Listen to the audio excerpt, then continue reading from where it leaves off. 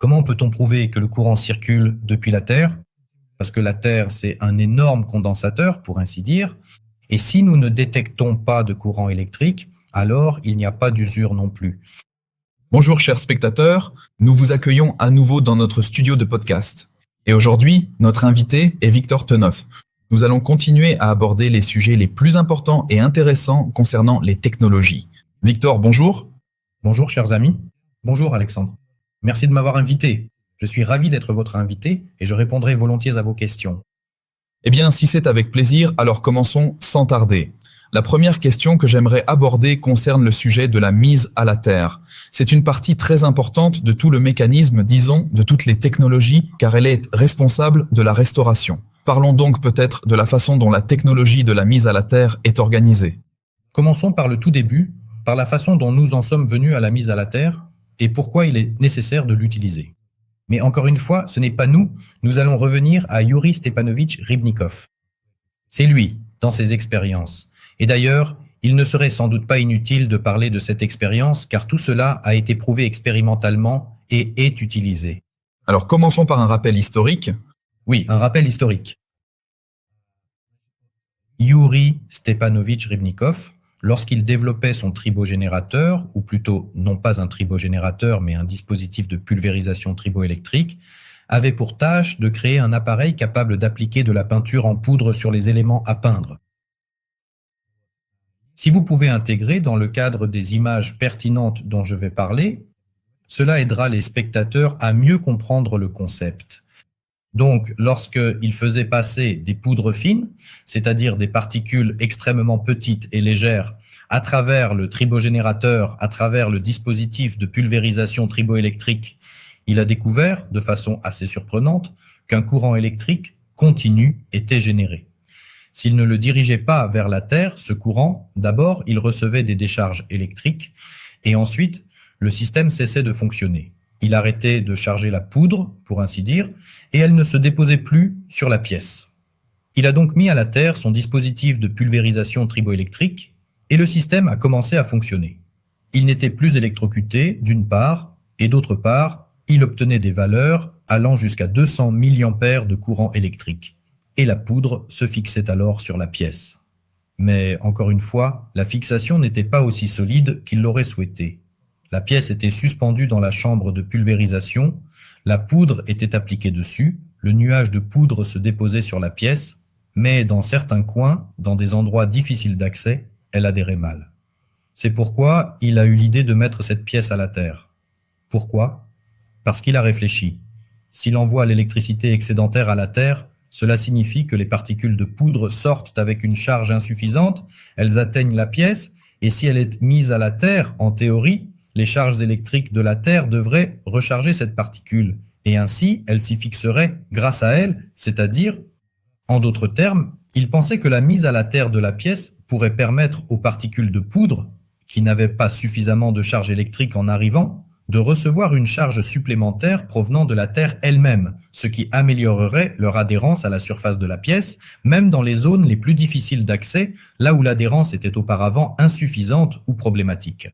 En compensant le manque. Tu ne livreras pas et Royd a le manque. Alors il a essayé de le faire et ça a marché, la poudre a commencé à tenir, elle s'est vraiment fixée. Même si on secouait la pièce, si on la jetait ou quoi que ce soit, la poudre ne tombait plus. Donc ces forces, disons, magnétiques, pour que ce soit plus clair, les forces magnétiques, oui, elles maintenaient la poudre. C'est comme si on frotte un bâton contre de la laine et qu'on le rapproche de petits bouts de papier, il s'y colle. Là, c'est le même principe, exactement le même système, sauf que le tribogénérateur, le dispositif triboélectrique, jouait le rôle du bâton et la pièce à peindre, reliée à la terre, jouait le rôle du papier et la poudre s'y collait pour ainsi dire. C'est alors qu'il a eu l'idée, pourquoi ne pas mesurer? Eh bien, puisque il s'est dit que le courant circulait jusqu'à la pièce, oui, et que ça ne s'aimantait pas. Il s'est demandé comment vérifier cela, comment prouver que le courant circule depuis la Terre comme il l'a pensé. Il s'est dit, je vais installer un micro-ampèremètre, c'est-à-dire un appareil, un dispositif qui peut mesurer et indiquer qu'un courant circule, qu'il y a bien un passage de courant. Il a donc placé un micro-ampèremètre exactement entre la Terre et la pièce. Et lorsqu'il appliquait la poudre, l'appareil enregistrait effectivement un courant électrique, oui, mais il a aussi dû vérifier cela sur le dendrographe de Paul. Cette expérience montre bien qu'un courant circule depuis la Terre vers les particules de poudre et les fixe grâce à ses charges électriques. Et la charge électrique a la propriété d'attirer, de faire tourner et de repousser. D'attirer, de repousser et de faire tourner. Autrement dit, ce sont des propriétés électromagnétiques. Oui, c'est pour que ce soit clair. Voilà. Il a vérifié, oui, effectivement, le courant circule, mais il y a encore un autre point ici. La particule de poudre, donc, qui passe à travers le tribogénérateur. Ici, vous voyez, tout est interconnecté, donc on ne peut pas se contenter d'une seule chose, comme la mise à la terre. La particule de poudre qui passe à travers le tribogénérateur, à travers le dispositif de tribopulvérisation, elle cède ses charges. On lui arrache littéralement ses charges, pour ainsi dire. C'est comme si on prenait des pommes et qu'on les envoyait par un fil à la terre. Si on ne les envoie pas à la terre, on se prend des décharges électriques. Donc là, on mesure, le courant circule environ 200 mA, plus ou moins. Ainsi, comme on a retiré les charges de la particule, cela s'appelle l'usure. L'usure de la matière. La particule de poudre est devenue usée. Alors, comment prouver qu'elle s'est usée? peut-être qu'elle perd justement, en raison de certains facteurs, ses propriétés magnétiques d'aimantation. Non, au contraire, c'est justement grâce à cela qu'elle s'aimante. Si elle ne perdait pas ses charges, elle se repousserait. C'est là tout l'essentiel. Oui, voilà, elle les charge. Comme elle perd des charges électriques, elle s'use. Comment savoir qu'elle est usée? Pour cela, il existe une autre expérience que Yuri Stepanovich a réalisée sur le dérivotographe de Paul. C'est une méthode thermique d'étude de la matière. C'est-à-dire qu'il a pris une certaine quantité de poudre, l'a fait passer à travers un dispositif de tribodispersion, il l'a simplement fait passer sans la fixer sur une pièce, il l'a juste fait passer et l'a récupérée. D'accord? Et il a pris de la poudre qui, en quelque sorte, n'était pas passée. Et cette méthode thermique a montré que les particules de poudre qui ont été passées à travers le tribogénérateur, si vous montrez les graphiques, ce serait bien d'afficher l'image. On voit alors que la particule s'enflammait ou subissait une sorte de fusion. En tout cas, oui, c'était comme si elle prenait feu. Plutôt que la particule de poudre qui n'avait pas été passée, c'est-à-dire que la poudre qui avait été passée s'enflammait plutôt que celle-ci, de quelques degrés Kelvin, oui, de quelques degrés. Et après que la particule ait été déposée sur la pièce, cette particule de poudre qui traverse le tribogénérateur se dépose sur la pièce, et là encore, on revient à cette méthode thermique. Oui, elle déjà a presque le même nombre de degrés d'inflammation que la poudre qui n'a pas été passée, c'est-à-dire qu'elle retrouve... Voilà comment cela a été prouvé. Oui, elle se régénère, mais la régénération atteint environ 85%. Voilà, c'était la commande, c'est la preuve directe que la substance s'use, que en fait ce n'est pas seulement que la substance s'use, mais que l'usure de la substance est un phénomène électrique, et s'il y a des pertes de charge électrique lors du déplacement, nous enregistrons un courant électrique. Si nous déplaçons une surface sur une autre, peu importe qu'il s'agisse de poudre ou de corps solide, oui, et nous enregistrons alors un courant électrique, alors il y a usure. Et si nous n'enregistrons pas de courant électrique, alors il n'y a pas d'usure. Voilà tout. Et le circuit de mise à la terre s'est avéré très important. Un point très important dans notre station, c'est le tribogénérateur, un élément essentiel pour notre fonctionnement. Et nous avons découvert un point, plus nous, ici, il n'y a que 2 câbles pour le récupérateur. Plus nous ajoutons de câbles au récupérateur, plus la quantité de poudre récupérée sera importante, ce qui signifie que l'efficacité du système augmente également. Donc cela a aussi de l'importance? Oui, cela a de l'importance, bien sûr. C'est pourquoi le circuit de mise à la terre, il faut absolument le réaliser selon toutes les règles, selon toutes les normes. Mais sur un navire, notre centrale électrique ne fonctionnera pas car il n'y a pas de mise à la terre. Et dans un vaisseau spatial, cela ne fonctionnera pas non plus. Là, il faut utiliser une technologie nucléaire avancée quelconque. Il faut déjà autre chose, oui. Oui, en gros, c'est ça. Genre quelque chose comme des métaux de terre rares comme l'uranium, etc. Voilà, c'est justement à propos de la mise à la terre. On pourrait penser, bon, la mise à la terre, c'est la mise à la terre. Oui, mais il s'avère que c'est une chose extrêmement importante. Et la régénération de la poudre se fait à 85%. Mais si nous pouvions obtenir une régénération de la poudre à 100%, ce serait déjà, disons, une machine perpétuelle. Eh bien, même ainsi, Même 85%, c'est déjà énorme. bien sûr, nous obtenons quand même de l'électricité moins chère que ce que nous avons actuellement. Même dans nos maisons, cela reste avantageux. Et si l'on prend en compte le fait que dans certains endroits, par exemple dans certains pays d'Afrique, il y a des villages, des localités où il n'y a pas du tout d'électricité, pour eux c'est tout simplement un salut. Acheminer l'électricité précisément, disons, par des fils, des câbles, c'est très coûteux et cher. Eh bien, Il vaut mieux installer une centrale électrique là-bas, peut-être un complexe de centrales, et ensuite distribuer l'électricité à partir de là. Voilà si j'ai répondu à votre question. oui, bien sûr, mais j'aimerais approfondir un peu plus ce sujet. Dans le mot mise à la terre, l'élément clé, c'est la terre. A-t-on envisagé d'autres sources pour la restauration, peut-être de nouvelles substances, des réactions chimiques, des matériaux naturels ou d'autres alternatives? Pourquoi justement utiliser une simple mise à la terre et ne pas recourir à quelque chose de supplémentaire? Eh bien, la Terre, c'est un immense condensateur, pour ainsi dire. La Terre, c'est avant tout un condensateur gigantesque et infini, parce que la Terre est un système fermé. Et on peut en puiser constamment. Et tout y retourne sans cesse également. C'est pourquoi il vaut mieux utiliser la Terre. Et si nous utilisons, disons, des sources alternatives, eh bien, il faut savoir que celles-ci sont en réalité très limitées dans leur capacité et leur disponibilité. C'est-à-dire, Tout le principe réside. là-dedans, tout le principe est justement là-dedans, parce que nous obtenons une restauration gratuite.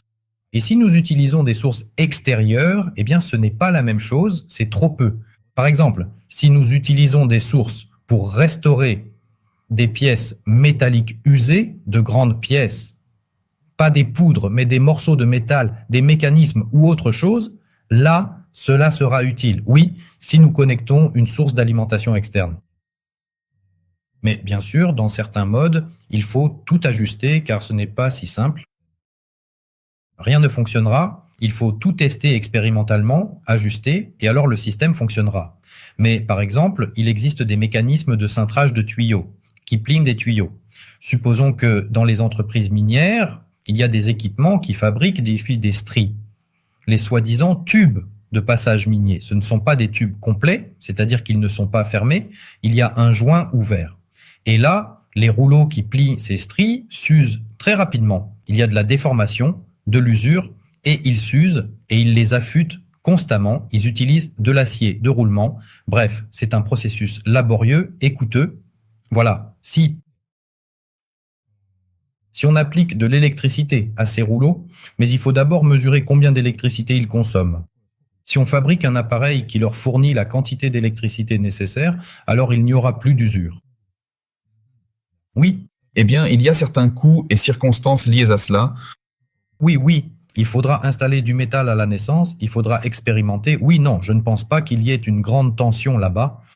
Il me semble que certains de nos spectateurs seront maintenant intéressés d'entendre la méthode de restauration et de préservation de l'usure, la création de la résistance à l'usure et à quoi cela sert si on regarde la perspective. Quand les gens comprendront que l'usure est avant tout un phénomène électrique.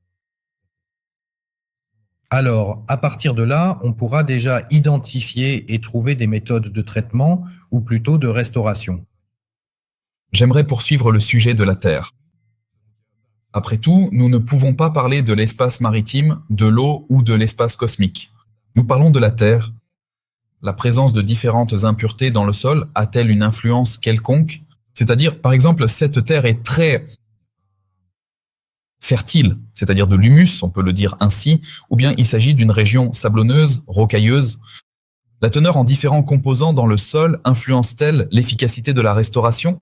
Et existe-t-il une notion de terre appropriée pour l'installation d'un conteneur et de terre inappropriée? Oui, cela a une influence à 100%. Cela a une influence à 100%. Eh bien, encore une fois, par exemple, n'est-ce pas? Nous avons fait la mise à la terre chez nous, dans l'atelier. Quand je creusais, je tapais, en général, nous avons fait la mise à la terre selon toutes les règles comme il fallait.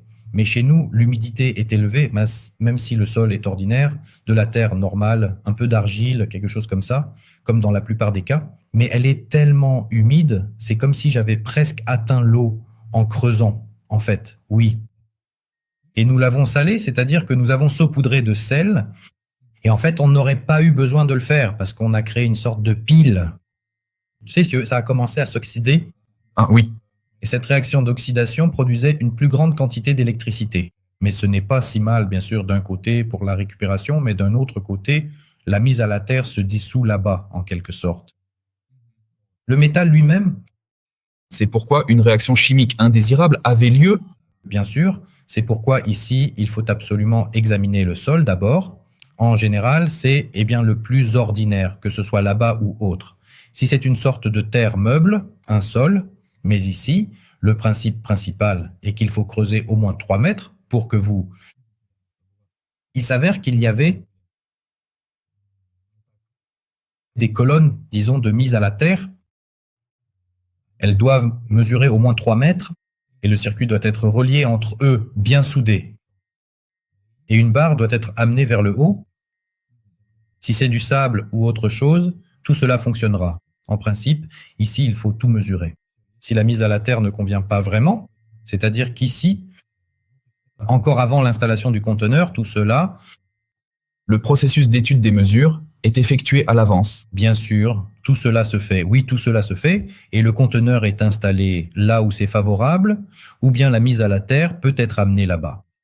Je pense que nous avons justement répondu peut-être à la question de certains spectateurs sur la façon dont se déroule la coordination et la préparation du site avant l'installation du conteneur. Peut-être que certains se posaient déjà cette question.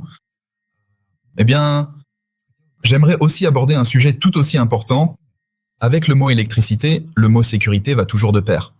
Et si nous parlons de restauration, du fait qu'il s'agit d'un cycle fermé, que cela fonctionne de manière autonome, comment la mise à la terre influence-t-elle la sécurité, la stabilité et la durabilité du conteneur et, disons-le ainsi, de toute la technologie, dans sa forme fermée?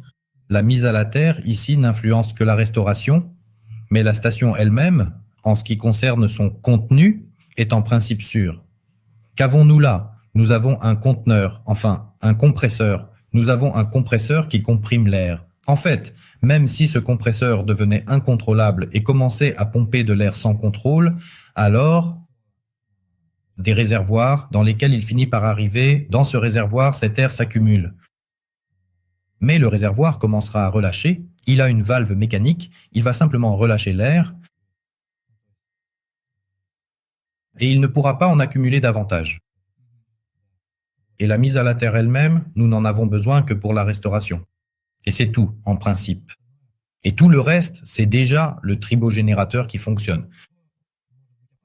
Ce qui peut être dangereux dans la station, c'est l'intérieur même du tribogénérateur. Là-bas, il existe certains dangers potentiels. Donc, pour ainsi dire, il vaut nettement mieux qu'une personne non formée n'y touche pas. Si dans le transformateur 3D, c'est plus ou moins sûr parce qu'il est déjà préparé, sécurisé, etc. Alors pour le tribogénérateur, il vaut mieux, s'il fonctionne, ne même pas s'en approcher. Sécurité technique, principe de la mise à la terre. Elle est nécessaire pour que qu'une partie de l'électricité ne nuise pas au système, mais soit évacuée ou au contraire pour qu'elle soit réinjectée. Et comment le processus est-il organisé pour que toute l'électricité ne parte pas, comme on dit, à la poubelle, mais soit renvoyée pour le fonctionnement du système? Ici, chez nous, rien ne part à la poubelle. Chez nous, tout est utilisé pour le fonctionnement du système. Nous avons un système spécial de distribution de l'électricité, c'est-à-dire que bien sûr, nous prévoyons de la perfectionner. Pour l'instant, elle est, issue de l'époque soviétique, disons-le ainsi. Elle est entièrement mécanique, c'est-à-dire que nous faisons nous-mêmes les commutations pour l'instant. Bien sûr, il faudrait tout informatiser pour pouvoir gérer la centrale électrique via une application, etc. Mais je pense que nos amis, comme ce gars Saliji d'Arabie Saoudite, ils ont cette expérience. Et en principe, ils pourraient nous aider là-dessus. Mais sinon, notre centrale électrique, on parle de 16 kW, mais en réalité, elle produit 32 kW et 16 kW sur ces 32 sont utilisés pour le fonctionnement même de la station, pour son maintien en fonctionnement. de l'auto-approvisionnement. L'approvisionnement, bien sûr, il faut aussi refroidir, il faut aussi isoler si jamais il fait froid, n'est-ce pas? Ensuite, il doit y avoir de l'éclairage, les déshumidificateurs doivent absolument fonctionner, ils sont aussi branchés. Les batteries de secours doivent être rechargées, tout doit fonctionner, le système lui-même dans ses armoires et la distribution. Il ne nous reste que 16 kilowatts que nous donnons aux consommateurs. Et s'il n'y avait pas de consommateurs, alors nous les enverrions simplement dans la terre, c'est tout. Donc, il n'y a rien de superflu chez nous. Tout est utilisé, tout est connecté à quelque chose, tout sert à quelque chose. Voilà. Chers spectateurs, un grand merci d'avoir été avec nous. Merci beaucoup pour votre attention. Vous pouvez laisser vos questions dans les commentaires, nous essaierons d'y répondre. Aujourd'hui, notre invité était Victor Tenoff et nous avons levé le voile sur les secrets de la technologie. Merci beaucoup, Victor. Oui, merci Alexandre de m'avoir invité. Je viendrai certainement à nouveau chez vous si vous m'invitez, bien sûr. Et merci à tous ceux qui étaient avec nous aujourd'hui et ont regardé notre podcast. N'hésitez pas à écrire vos questions, cela m'intéresse beaucoup. Je les lis et nous y répondrons sans faute. Merci. À la prochaine dans le prochain épisode.